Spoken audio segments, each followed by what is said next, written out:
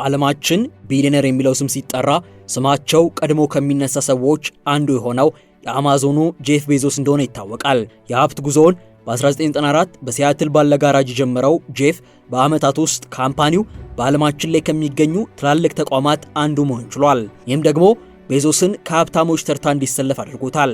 እስከ 2021 ድረስ እያንዳንዱን የአማዞን የዕለት ተዕለት እንቅስቃሴ የድርጅቱ ዋና ስራ አስኪያጅ በመሆን ጭምር ይመራ የነበረው ጄፍ አሁን ላይ ሚናውን ሊቀመንበርነቱ ላይ ብቻ አድርጎ ያለበትን ጫና በተወሰነ መልኩ ማቃለል ችሏል። እንደ ፎርብስ ዘገባ ከሆነ የጄፍ ቤዞስ ጠቅላላ ሀብት $220 ቢሊዮን አካባቢ ይገመታል። ይህን ተከትሎም በአሁኑ ሰዓት ሶስተኛው የዓለማችን ባለሀብት ነው። ከ2017 እስከ 2021 የዓለማችን ቁጥር 1 ባለሀብት የሚለውን ደረጃ ይዞ እንደነበር አይዘነጋም። ይህን ያህል የሀብት ክምችት ያለው ሰው በመሆኑ በአሜሪካ የተለያዩ አካባቢዎችም ቅንጡ ቤቶች ባለቤት መሆኑ አያስገርምም። ከዋሽንግተን እስከ ካሊፎርኒያ ኒውዮርክን ጨምሮ በተለያዩ አካባቢዎች የተንጣለሉ ቤቶች አሉት።